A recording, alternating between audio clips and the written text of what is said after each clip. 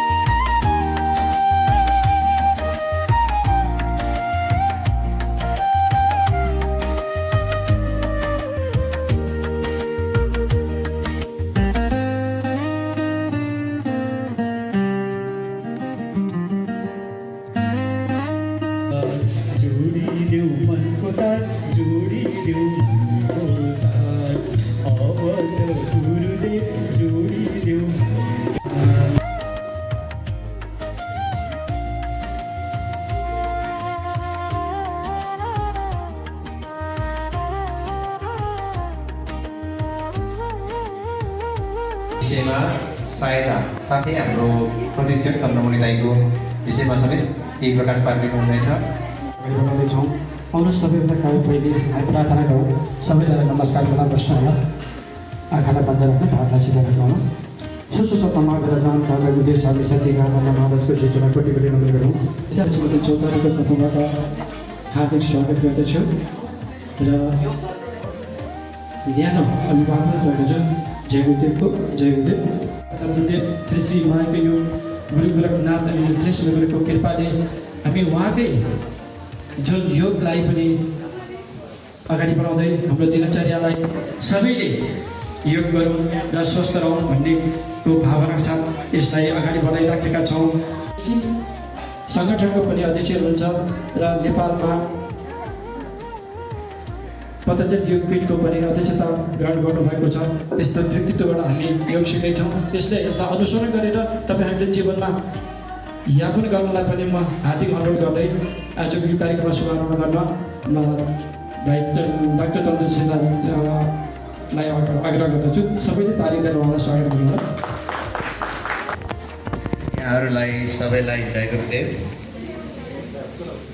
अब योगको बारेमा थोरै कुराहरू बताइसकिएको छ। योग गर्नुभन्दा अगाडि योग के हो भन्ने कुरो जान्न जरुरी छ। योग भनेको हाम्रो भौतिक रूपमा हामी निरोगी हुनु पर्यो, हाम्रो शरीर मानसिक रूपमा पनि निरोगी हुनु पर्यो र भौतिक रूपमा र मानसिक रूपमा निरोगी भइसकेपछि त्यो मान्छे जसुकै अवस्थामा पनि एकनाथ हुन्छ। आनन्द खुसी सधैँ तलमाथि हुँदैन। त्यस्तो अवस्था आयो भने त्यसैलाई योग भनिन्छ।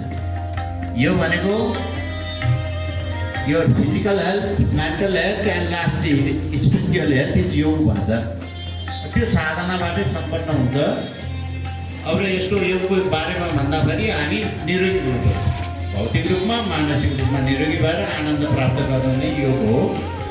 अब योगमा धेरै कुराहरू हुन्छन्, नीति नियमका कुराहरू हुन्छन्। त्यसलाई यम नियम भनिन्छ होइन। नीति नियम पालना गर्नु पर्यो होइन। नियमित र यसलाई प्यारलली अनि हामीले आसन गर्नु पर्यो, प्राणायाम गर्नु पर्यो, ध्यान गर्नु पर्यो, गुरु पूजाहरू गुरु भक्तिप्रति पनि गर्नु पर्यो। बिना गुरु कृपा आशीर्वादहरू बिना पनि हामी योगी बन्न सक्दैनौँ। अब यहाँहरू आफूलाई सजिलो पर्ने आसनमा बसौँ। सजिलो पर्ने आसन भनेपछि पद्मासन, सिद्धासन, सुखासन, स्वस्तिक आसन, बस्ने आसन, घुँडामा यसलाई वीरासन भन्छन् होइन, वज्रासन। जुन सजिलो पर्ने आसनमा बसौँ। दुवै हातहरूलाई ध्यान मुद्रामा, ध्यान मुद्रा भनेको चोर औँलालाई बुढी औँलालाई यसरी जोडेर घुँडामाथि राखौँ। ढाड कम्मर सिधा, गर्दन सिधा, दुवै आँखाहरूलाई हल्का बन्द गरौँ। सद्गुरुदेवहरू श्री श्री महायोगी परमयोगी पारमेष्टि गुरु गुरु गोरखनाथ, श्री श्री महायोगी परमयोगी पारमेष्टि गुरु गुरु परमहंस स्वामी श्री निखिलेश्वरानन्द महाराजलाई गुरु रूपमा शिरमा धारण गर्दै श्वास प्रश्वासको गतिमा नाकका दुवै पालहरूमा मनलाई टिकाउँदै आज्ञा चक्र भनेको टिको लगाउने ठाउँमा बलिरहेको ज्योतिको कल्पना गरौँ। कल्पना गरिएको ज्योतिको ध्यान गर्दै आत्मशुद्धि देह शुद्धिको निमित्त लयबद्ध हुँदै एकै साथमा एकै स्वरमा 3 पटक पवित्र ओम शब्दको उच्चारण गरौँ। आउनुहोस् गएर स्वास्थान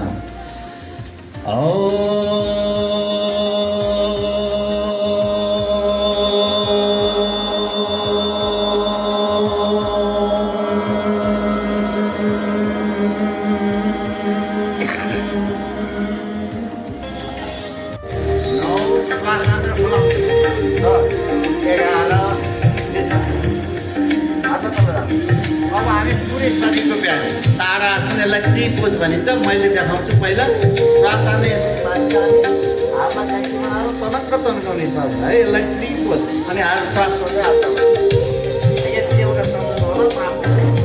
एक स्वास्थ्य हातमाथि बनाउन काइँची तनक्क यसलाई मुस्कुन श्वास गर्दै तल स्वास्थ्य माथि दुई interlock your hand and stretch your whole body holding breath. Exhaling down to the starting. Tiny, tiny, pass to the tiny, tiny. Pass to the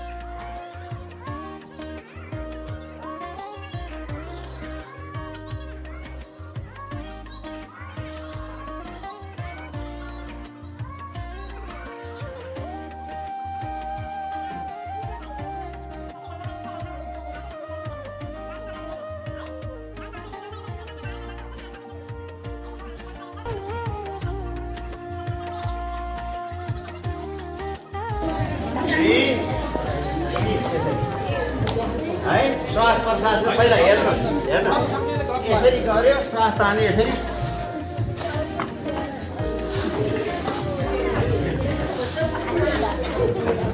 यसरी गरिन्छ है अरू छिटो है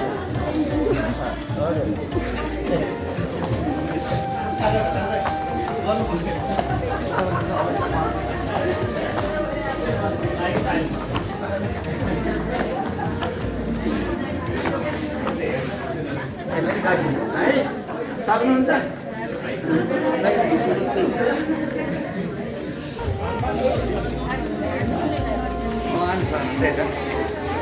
अब विश्राम गर्नु सबैजना हामीले तयारीका अभ्यासहरू गऱ्यौँ दोस्रो चरणमा सूर्य नमस्कारका आसनहरू गऱ्यौँ त्यो त हाम्रो पुस्तकहरूमा नि मन्त्रहरूको आसनका नामहरू लेखिएको छ है त्यो पढ्नु होला होइन अब हामी हल्का थाकेपछि एकैछिन ध्यान गर्छौँ है अब यहाँले आँखालाई बन्द गर्नुहोस् विपස්සना ध्यानको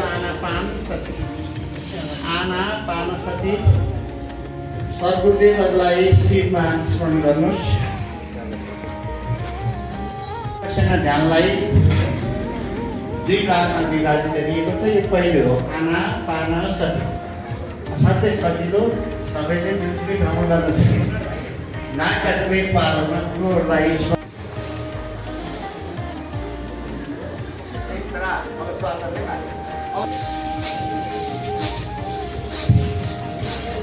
एघारबाट गर्छौँ 1 2 3 4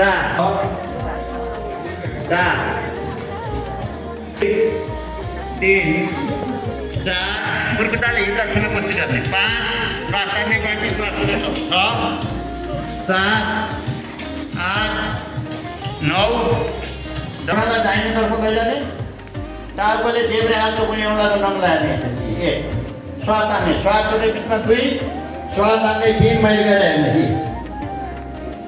श्वास छोड्दै 4 हेर्नुभयो अब यो 3 पटक यसरी सुत्न अब यसरी उठाउने यसलाई यसरी कैची बनाएर समात्दै श्वास छोड्दै नाकले घुँडाना छुने ढाड दुख्छ भने यति मात्रै एउटा खुट्टा 1 2 3 4 अब देब्रे खुट्टाले 1 2 3 4 दोस्रो श्वास तान्ने खुट्टामाथि यसरी 1 जम्मैले गर्नु पर्छ मोटोपन घटाउने यसरी लचिलो बनाउने हात श्वास छोड्दै तल देब्रे खुट्टालाई श्वास छोड्दै तल श्वास तान्दै माथि 2 श्वास छोड्दै तल देब्रे खुट्टालाई श्वास तान्दै माथि श्वास छोड्दै तल तेस्रो राउन्डमा श्वास तान्दै माथि श्वास छोड्दै तल श्वास सुरु गर 1 2 3 4 5 उल्टा गर्नु 1 2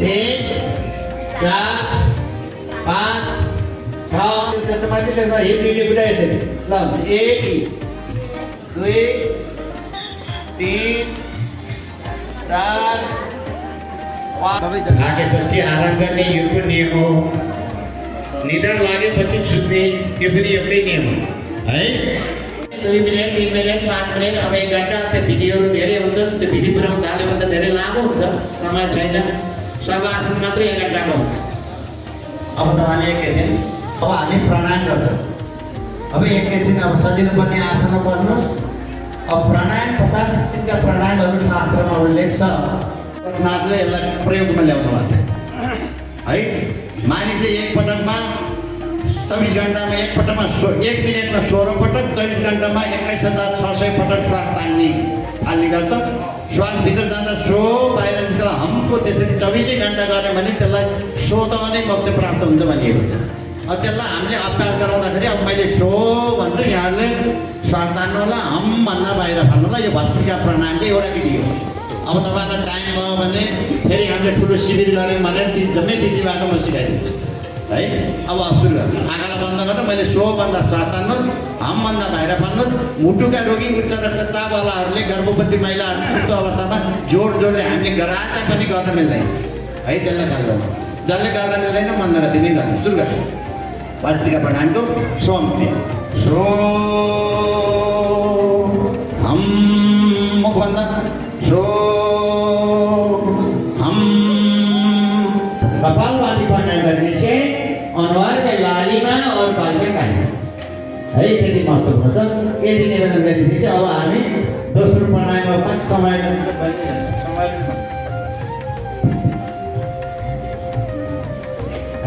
सिद्धिल्ला।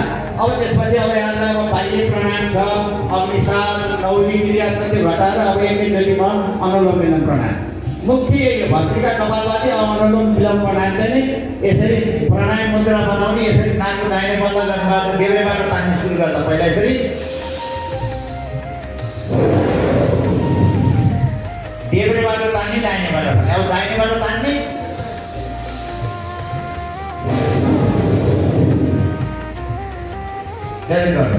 देब्रेबाट तान्ने दाहिनेबाट तान्ने मुद्रा यसरी पनि गर्न सक्नुहुन्छ। अनि अर्को मुद्रा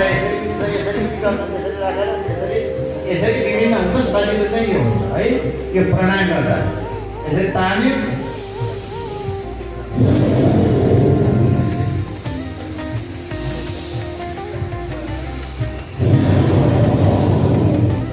लामो तान्ने, तान्नभन्दा डबल गरेर फाल्ने, तान्नभन्दा फाल्दा पनि समय लाग्यो।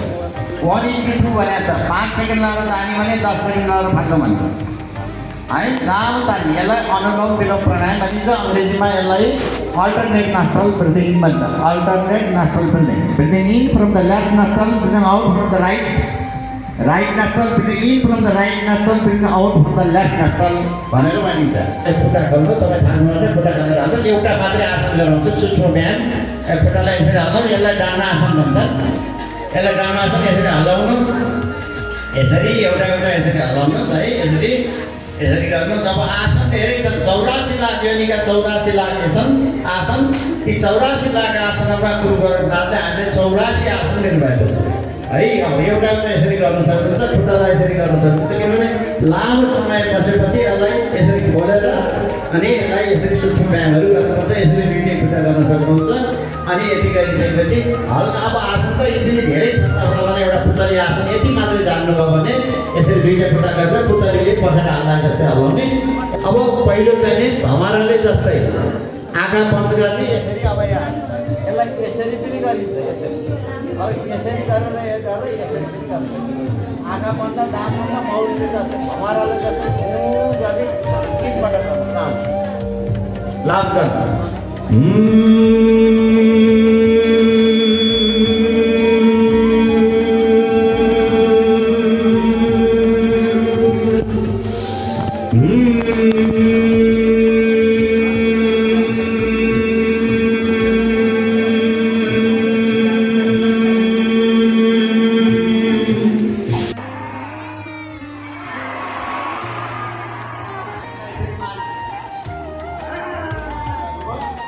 अब यसपछि हाँस्ने गर्नु।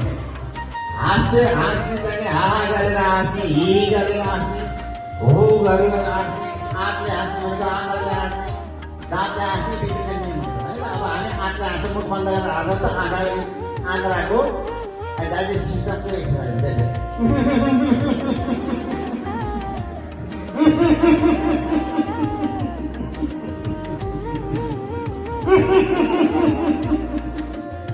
अब दाँतले हाँस्छ।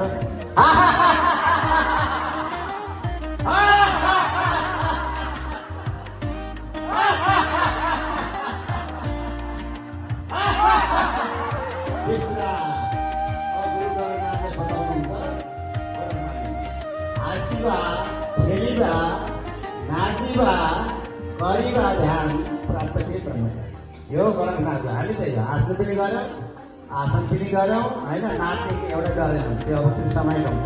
अब यति गरिसकेपछि हामी शान्ति पाठ गर्छौँ। तपाईँलाई कन्ठै होला, तपाईँ म भन्छु, तपाईँले उनीहरूको शान्ति पाठ दिने अनि जयकार म भन्छु, तपाईँले गएर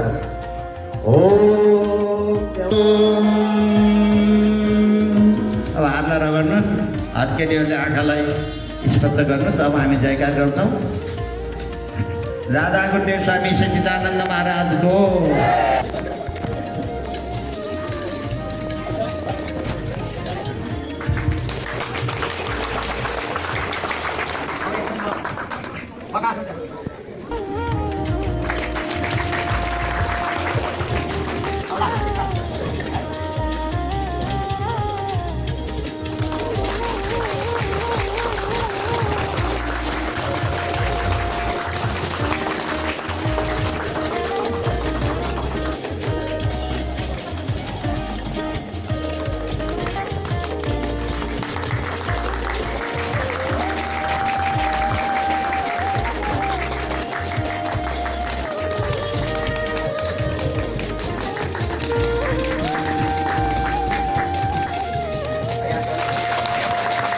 श्री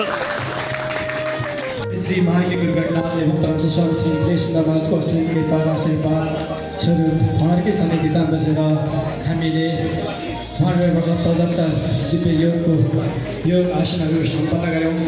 योग यहाँ केही अंश मात्र भएको छ, हामीहरूले सोध्यो यति मात्रै हो। यहाँ त 2-3 घन्टा नभए यो योगको पुरै आसनहरू प्राणायामहरू हुनै सक्दैन।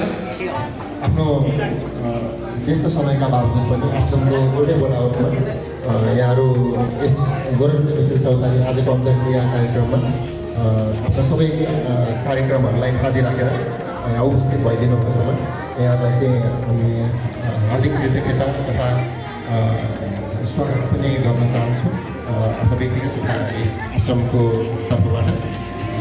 साथै शिष्य सधैँ हामी केही सिक्नको लागि उत्कट आकाङ्क्षाका साथ गुरुको समक्ष आएका हुन्छौँ। गुरुसँग मिल्ने हामी सबैलाई एउटा उत्कट इच्छा चाहना हुन्छ, जसमा चाहिँ आजको यस गोरखनाथ निखिल चौतारी तथा अन्तर्क्रिया कार्यक्रमले हामीलाई सहायता गर्न सकोस् भन्ने गुरुदेवसँग प्रार्थना गर्दै त्यो दिशामा हामी सबै अगाडि बढ्न सकौँ भन्ने प्रार्थना गर्दै यहाँलाई पुनः एकपटक स्वागत गर्दै आफ्नै बोल्ने क्रममा भएका भुल त्रुटिलाई गुरुदेवसँग क्षमा माग्दै बिदा। जय गुरुदेव।